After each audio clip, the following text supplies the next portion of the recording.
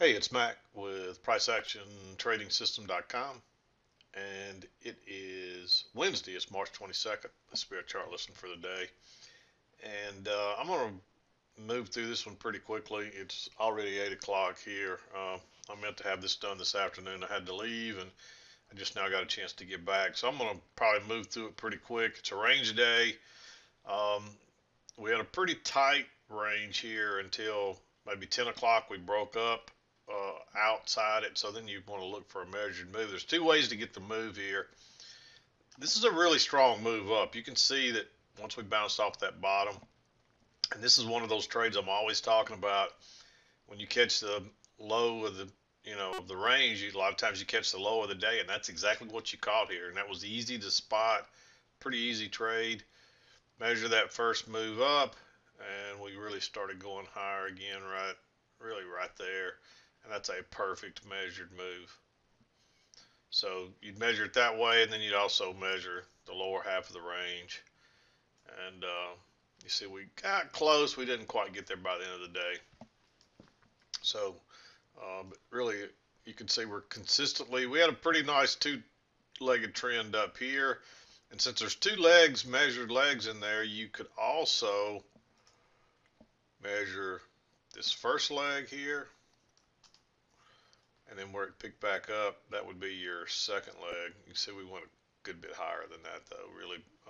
Really, the more recent price action you can work off, the better, and the more accurate that is. Say, like there's your first leg, then we started going higher again, right?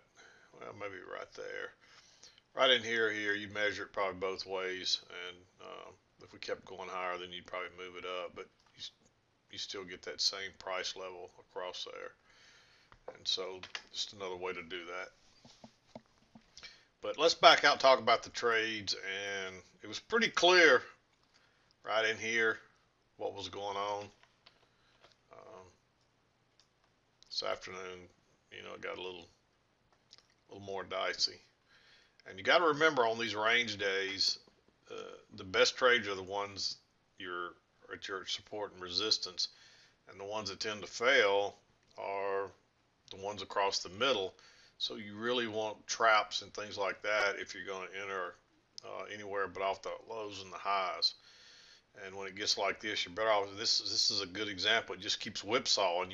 You should be trading down, but the fact that it keeps going sideways is concerning. And then you end up, you would expect that it would go back to the low, but eventually it's going to break out one way or the other, and we get some nice rally here that goes higher. So you got to be aware of that stuff. That the best trades are usually off the highs and off the lows, and you got to be weary of the stuff in the middle, especially when you're going sideways like that with lots of dojis and sideways stuff there. So hopefully that makes sense. But let's back out, talk about the trades, and we'll wrap the day up. When I came in, even though this looks rangy and we're still within the overnight lows and highs, actually we're just outside of the overnight highs. Or well, actually, that bar is part. Um, I'm not sure if that bar is part of it or not. I can't remember if they count that on the close. Now that would have been the closing the previous day, so that is the opening bar. I'm sorry. Um, and so we did just after the 7 o'clock hour, we are pushing out of there. So that makes you're not sure this is a range day, even though it's looking rangy. You gotta be you got to let this channel play out. And notice we did get a break, and we tried to move to a new high before, and then we turned out a couple of more times, and we bounced down here. So then it's pretty obvious by this point over here that it's a range, and that's about the time it changes. So um, that's the way the market is, and it'll fool you like that. But at this point, if you look at it all the way over, we're trending up when I come in. It's a weak kind of neutral to uptrend, but notice you're coming down. You get a first entry and a second entry, and then it moves all the way down, and you get another entry, but then it breaks outside. But look how big and bullish that bar is. It's still inside this channel. Uh, Actually, let me back up. I didn't talk about this trade. Um, Notice we have that double top, we have that little failure, and then you got a lower high here, but then you got that little failed reversal on that third push up. And even though it's not below the EMA, the odds are we're probably coming back to here, but look how we undershot it. So that means we'll probably overshoot it on this side. And that, regardless, you still have a lot of room. So I like that one. The only reason this one is green and not red is because even though it's looking like a range, we just pushed higher, and you got to be a little bit careful. This one's real close. You could just about make this red because you got your high, you double tested it, and then you had a little failed break higher, and you tried to go higher twice and failed. That generally means you're going the other direction. So, I might even be willing to change that one to oops, we don't want it that color. We want it red. I mean, it's right there on the borderline. You could argue for it either way. I like the setup. I did mark it green originally, but there's enough evidence there that, like I said, if you push this all the way over, you can see that resistance across there. And that is the overnight high. And we had one failure, and then we tried to go higher twice more. So, and that's like a little reversal bar, bearish reversal bar. And then we come down. We got the push outside that's about equal up here, and a big bullish bar. So I liked entering that one just simply because it made a double top here, and it is right at the trend line. It's a key entry point. And so just in case this does, you got plenty of room to get out before you go to the high, but just in case it's not a range and we keep going high, you don't want to miss a chance to a good trade. So I like this one. You probably could argue for this one to almost be green rather than blue. I almost want to just flip-flop those. But I liked it, and it did get and this is another reason why we only go for 4 ticks, because if you'd went for any more than that, you'd have got stopped out, at least on my chart. Your chart might look a little different.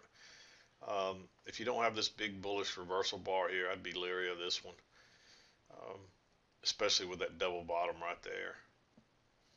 So even though we pushed a little, even though there's a little stem down there, that's still a double bottom. So, and you would have got just enough, and then it turns down. I don't really think you want to go short there yet, because you may push up and try to get that new high. And I would look for a possible another move leg down one here. And you can see if you measure that leg, I didn't quite get it. It's close enough. Because we still come up short no matter what, and we didn't quite get down there. So that tells you may push higher. Once we start going higher, you may get a pretty good push up, and we actually do get a pretty good push up there. I didn't expect that. Notice that you got a low here, but you don't quite have a measured move, and the only thing you really have is a little failed break below that double bottom. So that one's a little risky, but you can't really see it for all my lines. But notice that it turns back down there and instantly turns. It goes back out the other side. That's generally you got people trapped, and you're expecting a retest. So I like that one excuse me, I'm sorry. I like that one to the long side, and that turns out to be a pretty nice trade. And then you actually get what looks like a failed second entry short here, but look by that time how all those bars are stacking up. I definitely wouldn't go long into those highs. And I don't, you don't really get a short trigger on my chart. If it would have broke below there, with it going sideways, it's the same thing. We actually traded up into that, so you'd expect it to maybe break out the upside eventually and be successful. But we just go up and we get another double test of this high. There's your first one. There's your second one. And look at a little small, very bearish bar, a little bit of ways from the EMA. I like entering there. Generally, you're better to wait on that lower high, but that's pretty low risk, and we've tested that now 1, 2, 3, 4. It's like the 5th time, and that's what you're looking for. And so I like that one to the short side, and it just takes off. This is where it gets tricky in the middle, closer to the end. But notice we get a trap here. You get a first entry long, you pull back, you get that second entry long that fails. Everything's still pointing down. So I like going short there. And when it comes back again, look how bearish that bar is. You figure we're going to here. We may go all the way to here. So I like entering there again. Um, Three pushes up that can't even get back to the EMA. That one did. That one's a little short. Nothing's closing anywhere near up there. That's pretty. I actually thought we'd go a little lower, but we didn't. So, um, and then it looked like it was getting really bearish again here, and somehow it fought its way up, and boom, off it goes. So notice we bounced here again, but there's too many dojis and bars stacked up there.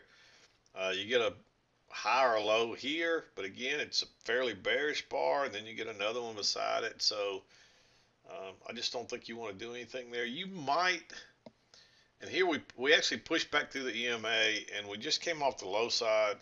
So I don't even think you want to go short on that second entry there. There is a second entry short. I don't think you want to risk it. I'm thinking long here at this point, and of course it does come down here, and it breaks through, and it looks like it's going to keep going. And it reverses and closes. That's a reversal bar.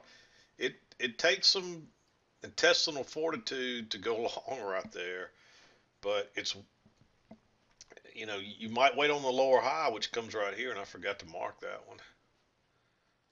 So I like adding on if you were already in this one. But this is a great setup, and this is the kind where I always talk about. Look how many times we've tested this low across here. One, two, and then we had four bars there that couldn't get through. Fifth bar, and then the sixth bar traded way down here, and then comes all the way back. It takes a lot of buying pressure to be trading that low and come all the way back and almost close on its high. So I like that one. You might argue for that one to be green, but when it turned down there and turned back up, you better get on there. And if you're already in, I like adding on. And hopefully you ride it to the other side. Hopefully you get lucky and maybe you catch the low of the day, which you do here, even though it doesn't look like that's going to happen. And so, again, you just came off the low side. You're going sideways here, and it comes down. And you get a second entry long there. Fairly bullish bar, and there's a lot of support right across there.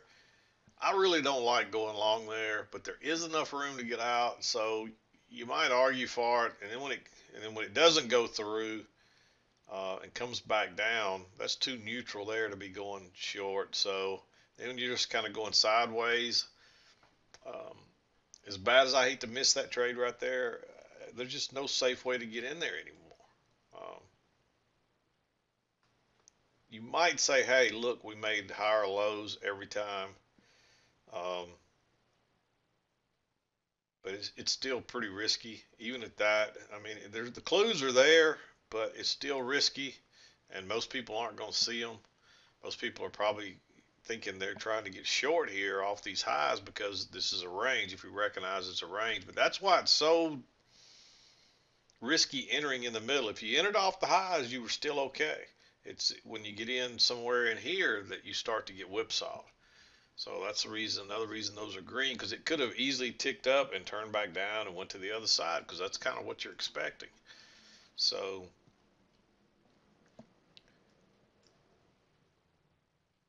but you also might expect a retest of this trend line right here. We actually already had one, but all this sideways stuff just has to tell you, hey, I got to stay out of this. And so, hey, you probably missed a big move up here, but you've heard me say it before. I'd rather miss a good trade and watch it go without me than to risk a bad entry and have a loser. So what happens is people will watch this go without them. They say, oh, I knew I should have entered. And the next time they enter and it doesn't do that, and they get burned. So the right move, even though this went without you, the right move is to do nothing right there. Just sit tight. And if you're watching the clues, maybe you risk trying to go long one more time, because we may get a failed breakout even if we don't take off like that. So Just keep that in mind. But once we started going higher right here, you're measuring that move up and you're looking for that target. So um, you might have even still been thinking longs in here. Notice you get a chance for a second entry here that would have looked, it looks beautiful, but it never triggers. And then you get those bars stacked up sideways that are, you know, kind of neutral bars, and you get that trap right there. So you don't want to go long on those neutral bars, but when you see the trap and that big bearish bar, you want to go short. Your stop has to go above that bar right there. But that's a nice failed second entry long, and look at it go. And you get a first move up here, and this is actually a failed second entry long. If you look at this high, you come back, and you come back. But that, more than anything, it's confirming that trend line. Um, and the way I'm getting that is I'm really counting this kind of as a double top here. So it's a little convoluted. So you really, um, it's still a long trap because you got the leg down, you got the two legs, second entry up. So, and then you got your trend line. So you come back here, and that's your third touch of that trend line. It confirms it, big bearish bar. It is right back into that support resistance. So for that reason, I made it green. It's a little risky because sometimes it might bounce right there. It pushes under, comes back and gives a double test and a big bearish bar. That's the safer place to go short, and look at it go. And it does bounce here. You get a reversal pattern right here. Notice the low. It's on this side of the EMA though. It does confirm your trend line. But we had an overshoot right here. Notice how we overshot our channel right here, and we didn't undershoot it here, so we're probably going to overshoot it here. So that might give you, and you got enough room, so that might give you a little bit of incentive to risk that. But again, it's aggressive, and these are the ones that fail when you've got a clear channel like that. So, you know, I'll mark it green, but I just think you're crazy to fool with it. And of course, we're right here going back and forth on both sides. So it's a little bit risky here. You do have this channel working up though, and it's holding. And then you get the break. And the reason I like this one, notice you push down here, and again, you're just kind of sitting here waiting on somebody to get trapped or something. And you push lower once, you push lower twice, and then you actually give that a third push. It's really just a failed second entry short because this move down is all really still part of one move. So it's first entry, second entry, and it bounces off and confirms that bigger trend line. And it went lower first, so you get a big bullish bar. And it's a second entry as well, counting off the highs. So there's a couple of different reasons to like that one, thinking that, hey, maybe we're going to still push up and try to get that measured move on this channel, and off it goes. So again, when you're chopping back and forth and going sideways like that, you know, it's real iffy. You're better off to kind of stay out. And so I really went back and forth about whether or not to make that one green or blue. Personally, that late in the day, I'm not crazy about taking it, but with that trend line right there and those first two swings and confirming it and the trap and the second entry long counting off the high, there's reasons to say, hey, I would like to go long there. So, but generally speaking, your best move is when you're in these ranges is just to buy the lows and sell the highs and forget about this stuff in the middle. And that's just that's just the safest way to do it. But as you get better and you learn to read the price action and you get to where you're pretty confident at it, you might pick up some of these others. But more and more going to fail across this middle than anywhere. And that's just the way it works. The safe way to play it is to sell and buy the support and resistance. So Anyway, another 20-minute night. Didn't mean for it to drag this long, this late, but I'm going to wrap it up so I can get this uploaded. We'll be back again to do it tomorrow and wrap up our week. This is Mack with PriceActionTradingSystem.com, and we'll see you next time.